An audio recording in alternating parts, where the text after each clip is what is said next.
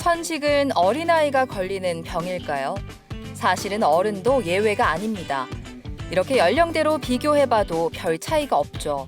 천식을 부르는 원인도 생각보다 가까이에 있습니다. 천식은 유전적 요인과 함께 환경적 요인이 중요한데요. 감기와 같은 바이러스 감염, 가정 내 진먼지 진드기, 직업적 요인이 있을 수 있고 우리가 잘 알고 있는 담배의 연기, 미세먼지, 꽃가루뿐만 아니라 찬 공기, 운동, 스트레스에 의해서도 천식이 유발되거나 악화될 수 있습니다.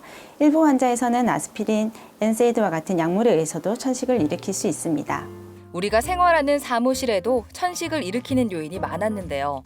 프린터 토너나 바닥 타일 접착제가 직업성 천식을 유발할 수 있습니다. 한편 천식은 스스로 느끼는 증상만 가지고 판단하면 안 됩니다. 감기나 만성 폐쇄성 폐질환과 구분이 쉽지 않기 때문입니다. 천식은 특징적인 증상은 가슴 답답함, 기침, 쌕쌕거림입니다. 이러한 증상이 시간에 따라 그 강도와 빈도가 변하는 것이 다른 질환과의 큰 차이점입니다.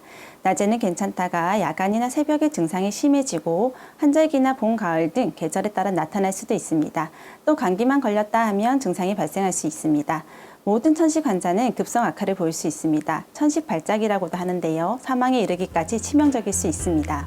천식은 꾸준히 관리해야 하는 만성 질환입니다. 알레르기 비염이나 아토피 피부염 같은 다른 알레르기 질환과 같이 오는 경우도 많은데요. 주치의와 함께 관리 계획을 세워야 합니다.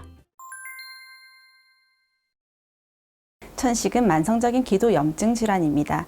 천식을 치료하는 목적은 증상을 완화하고 기도 손상을 막고 급성 악화, 사망의 위험성을 감소하는 데 목표가 있습니다. 증상이 완화되었다고 치료를 중단하는 경우들이 있는데요. 기도 염증은 남아있는 상태로 장기적으로 기도 손상을 가져오게 되고 급성 악화의 빈도와 강도를 증가시키게 됩니다. 천식은 당뇨, 고혈압과 같이 만성질환으로 완치를 목표로 하는 것이 아니라 조절하는 병입니다. 증상이 완화되었다고 해서 치료를 자의 중단하지 마시고 꾸준한 치료를 통해 건강한 생활을 영위하시기 바랍니다. 천식은 증상이 심해졌다 나아졌다를 반복합니다. 증상이 없을 때 완치됐다고 생각하기 쉬운데요. 사실은 잠복기로 생활 환경부터 꾸준한 관리가 필요합니다. 건강365였습니다.